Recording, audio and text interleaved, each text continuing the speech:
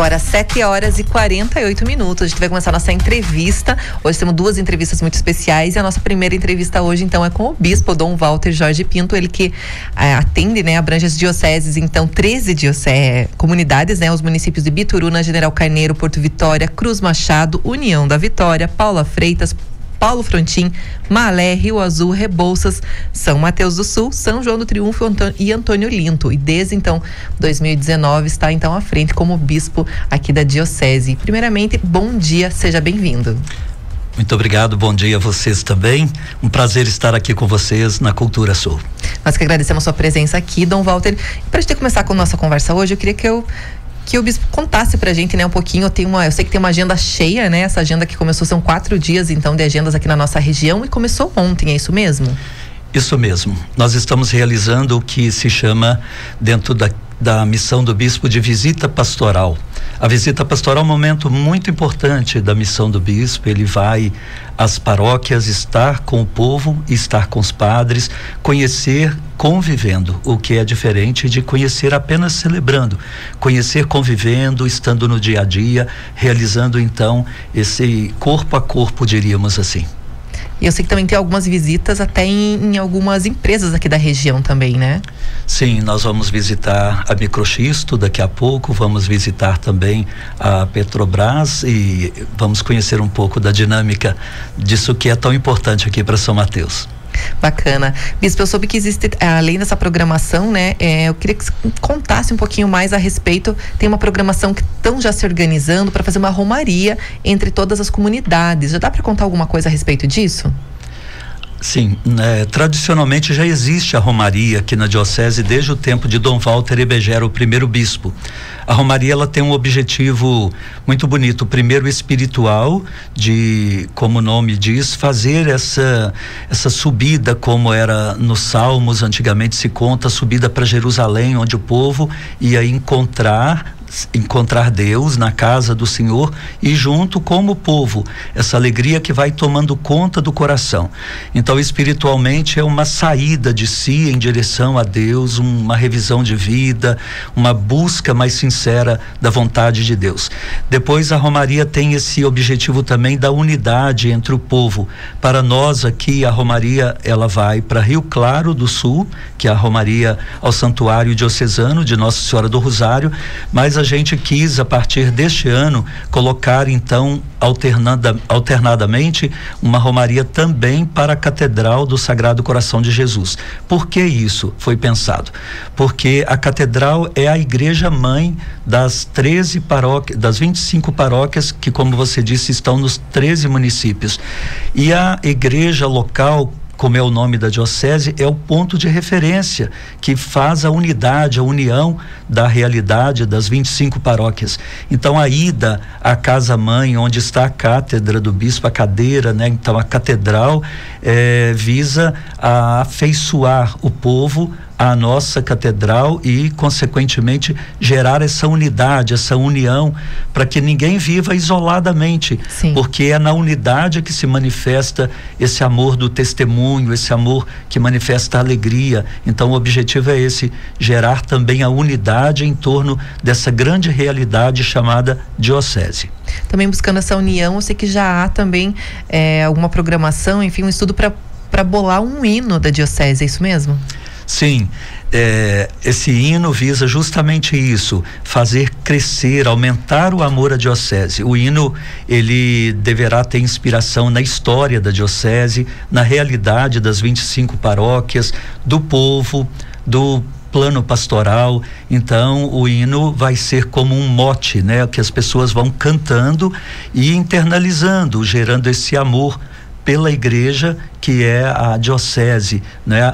Aquela que faz, como eu disse, a unidade entre as 25 paróquias, para que a gente tenha essa clareza de que ao sentir-se igreja com as outras paróquias, aí sim acontece a força dessa única igreja católica nessa porção aqui do Paraná.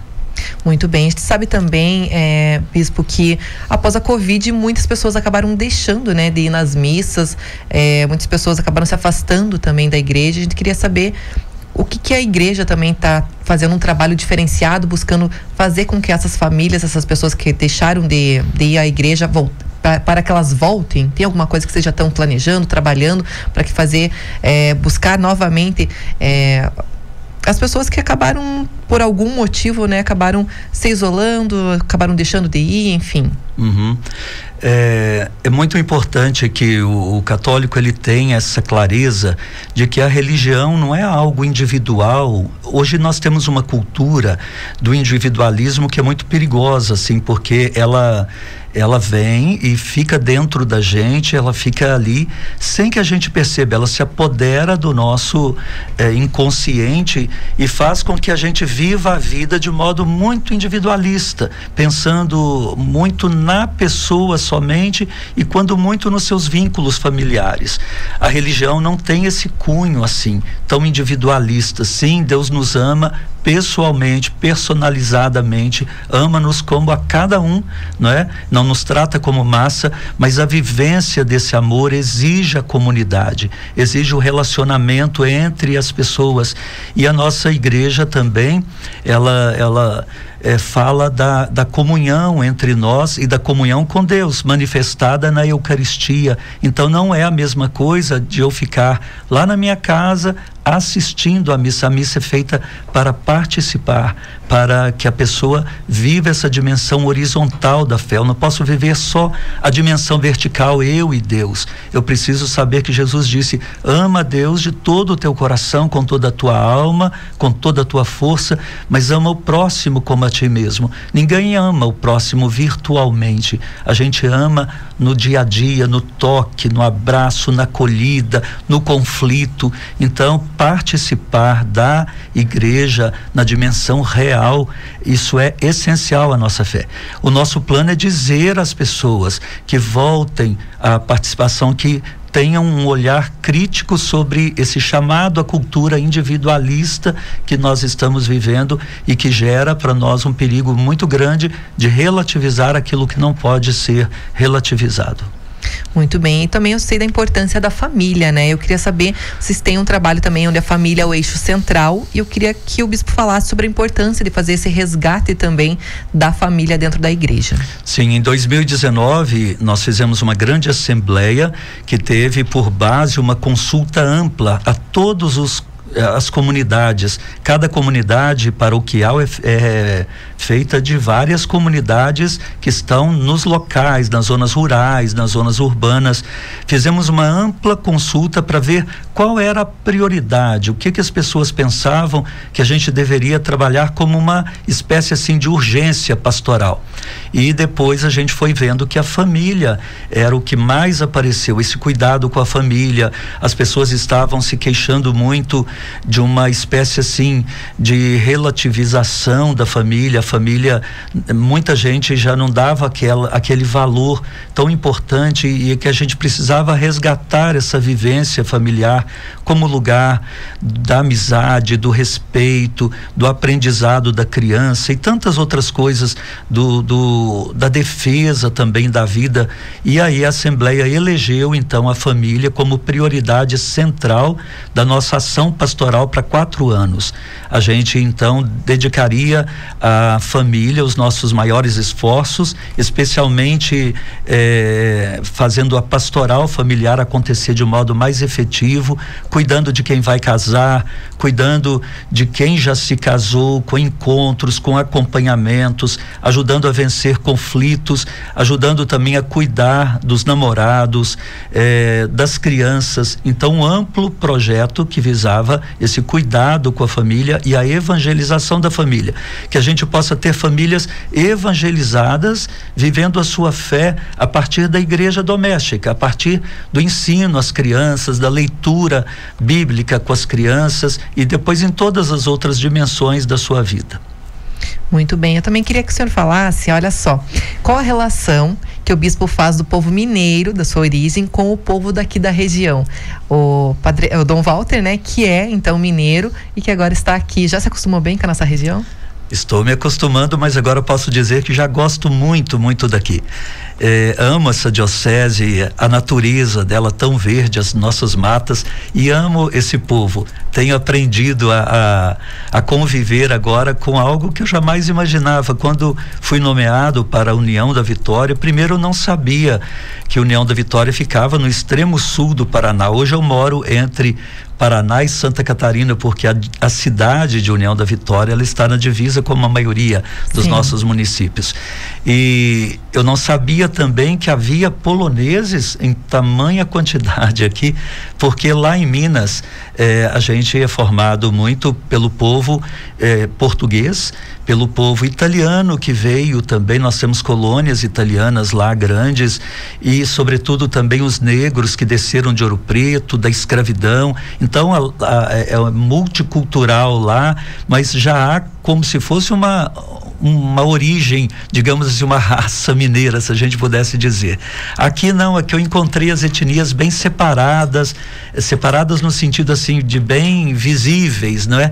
E foi para mim um desafio, mas também uma riqueza. Não sabia que havia ucranianos no Brasil. Que coisa tão diferente, né? Mas agora tenho aprendido as tradições, vou às comunidades bem polonesas, vejo como é bonita, vejo uma religiosidade muito assentada, assim, firme, não é? Nas crianças, a tradição, o respeito pela família. Então tem coisas muito bonitas.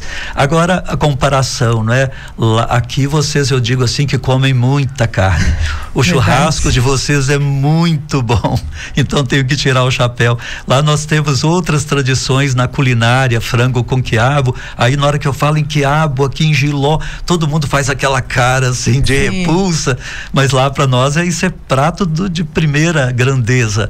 Mas então uma comparação boa assim da gente ver que há riquezas para todo lado, e que à medida que a gente vai convivendo, a gente vai se enriquecendo muito. Então eu olho esse Paraná tão bonito, e isso me faz ser melhor, acredito eu. Olha só, até o nosso colaborador, jornalista, o Sidney, mandou pra gente aqui, ó. Desde a sua nomeação, quando recebeu a ligação do núncio apostólico, né, lhe dizendo da escolha para ser bispo para agora 4 anos e meio depois, o que mudou na sua vida? Mudou tudo, não é? Porque antes eu era padre. O padre é preparado todo o tempo do seminário para ser padre. Então eu tinha me preparado para ser padre. Não tinha me preparado para ser bispo, porque é algo tão raro de alguém poder ser na igreja, que a gente não se prepara para isso. E o padre, ele tem uma relação com a comunidade muito próxima, uma convivência quase familiar com a comunidade. Ele forma um vínculo muito próximo, e entre os padres a relação é horizontal, ou seja, de irmão para irmão. Ao me tornar bispo, eu me tornei mais administrador. Infelizmente, alguém tem que cuidar assim dessa parte mais administrativa, às vezes os problemas. Então eu me deparei com esse cuidado. A relação com os padres mudou, porque o bispo é visto como um pai para os padres, para eles terem essa referência também que os ajuda nos conflitos. Alguém que como um pai pode ser consultado, mas como um pai também que zele pela disciplina, digamos assim, para que a igreja tenha solução para os seus problemas, alguém que entre ajudando a resolver certos problemas. E isso é muito difícil, é uma tarefa extremamente exigente. Com a comunidade é a maior perda, eu acredito, porque eu tinha uma relação muito, muito próxima das pessoas, convivia muito próximo, e agora a gente convive com toda a diocese e não é possível então gerar uma relação tão próxima. Mas tenho aprendido a ser bispo, e a partir assim do 2º ano para o 3º, começo a sentir aquela alegria nova de abraçar a nova missão, da importância, e é como missão, não é como status, não é? Mas abraçar essa nova missão, saber da contribuição imensa que um bispo oferece, da importância de um bispo na igreja, e de como Deus se manifesta nessa missão, nesse ministério ordenado dentro dessa missão episcopal. Muito bem, a gente tem mais aqui uma pergunta. Ele falou que é uma curiosidade, olha só. Ele perguntou assim, pergunta para ele aonde que ele estava e como você sentiu quando, né, representante do Papa ligou e disse: o padre Walter foi o escolhido para ser bispo. Então, como que foi esse sentimento? Como que foi receber essa notícia? Foi um impacto muito forte, não é? Eu estava indo à casa dos meus pais, uma segunda-feira, o nosso dia lá de descanso em Minas, na Diocese de Mariana, onde eu me encontrava, a Arquidiocese. E eu estava indo, o celular estava conectado no Bluetooth do carro, e quando estava próximo já da cidade de Ubá, chegou então um telefonema da secretária dizendo: mas o senhor está tentando falar com o senhor, não é de hoje? Falei: mas eu não sabia. Ela falou assim: vou passar. E passou, era um representante dele, ele estava em férias. E então ele me disse que o Santo Padre tinha me nomeado para ser bispo de União da Vitória. Eu fiquei em choque, né? Dentro do carro ali. Meu Deus. Sai o chão dos nossos pés. Cheguei em casa muito abalado, porque tudo mudaria então. E o sim tinha que ser dado assim quase que de imediato. Eu falei: mas eu não posso com menos de 24 horas dar esse sim. Aí me deram 24 horas. E eu sempre tive como lema da minha vida, assim, fazer a vontade de Deus da forma como ela se manifestava, sem ficar escolhendo para onde ir, o que fazer. Sim. Foi assim a minha vida de padre inteira. Fui para paróquias muito pequenininhas e pobres, para outras mais nos centrais e urbanas e mais ricas. Para mim era indiferente, ocupei muitas funções na igreja difíceis.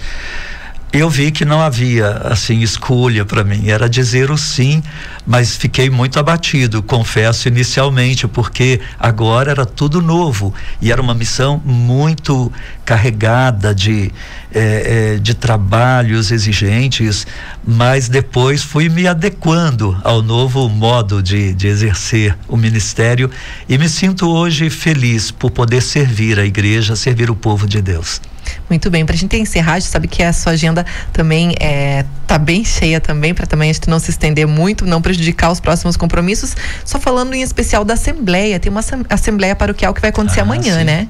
Então, você havia me perguntado no início sobre a visita pastoral, esse momento tão bonito da convivência do pastor com seu povo, de estar no meio, de atender os doentes, de visitar os locais de trabalho, de visitar, daqui a pouco vamos visitar a prefeitura, de reunirmos-nos com os conselhos, de ponderar com eles o que a gente acha importante, de deixá-los também dialogar conosco, de interagir de muitas e muitas formas, de celebrar com as comunidades, que é o ponto mais alto da visita, de visitar as realidades mais desafiadoras, de olhar os pobres daquela paróquia, a fim de que a diocese cuide realmente do povo de modo mais próximo, não é? Juntamente com os padres.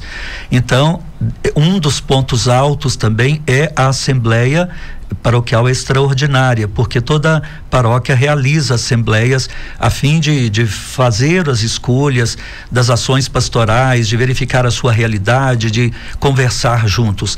Nós teremos uma extraordinária, onde eu estarei com toda a liderança paroquial. Queria convidar todos que viessem. Ali a gente vai expor um pouco como funciona a igreja enquanto rede de comunidades, que ninguém é como se fosse uma micro paróquia nas suas comunidades, sem interagir com as outras comunidades e, sobretudo, sem estar vinculadas pelo eixo central, que é a igreja matriz, a comunidade da matriz, e ligados também à diocese. A gente vai falar das pastorais, do plano pastoral, vai se abrir as perguntas, né? Para que as pessoas possam também colocar suas angústias, possam falar conosco mais de perto. Isso é muito importante, né? Porque essa proximidade também, sim, então, claro, com a comunidade. Eu deixo a palavra aberta agora, bispo, fica à vontade e seja sempre já de antemão bem-vindo aqui na cidade de São Mateus do Sul, em especial também aqui na Cultura Sul FM. A gente agradece imensamente sua presença aqui hoje. Eu quero agradecer a vocês por abrirem esse espaço importante para nós. A comunicação é algo preciosíssimo na evangelização. Jesus se utilizou muito dela e disse: ide por todo o mundo e anunciai o evangelho. Ele faz dos meios de comunicação, então, assim, um objeto importantíssimo para divulgar não só a sociedade. Vocês estavam ainda há pouco, eu ouvi ali fora o jornalismo, não é? Formação da consciência crítica, educação, lazer, tudo isso é importante, mas agradeço isso porque a comunicação é feita para levar a grande notícia, que é o Evangelho, a boa notícia do amor de Deus para o mundo da salvação. Então, agradeço a vocês esse tempo aqui, essa abertura. Gostaria de dizer ao povo de São Mateus que gosto muito dessa cidade, paróquias dinâmicas, bonitas. Nós temos aqui um povo engajado, que se sente igreja. Queria dizer a todos que façam também aos leigos e leigas no mundo aquilo que Jesus ordenou a todos os batizados: anunciem o Evangelho da vida, anunciem que Deus está no meio de nós, que a vida tem sentido. Hoje há muita gente perdendo o sentido da vida pela banalização e pela correria, pelo estresse, pela ansiedade e pela perda da transcendência, quer dizer, de saber que isso aqui é uma vida muito bonita e que o mundo é muito bonito, mas não é tudo, que há uma transcendência, que há um Deus que nos aguarda para uma eternidade com Ele, que a vida não pode ser reduzida a essa dimensão do aqui e agora, que nos faz então ficar muito sofridos porque caminhamos apenas para a morte.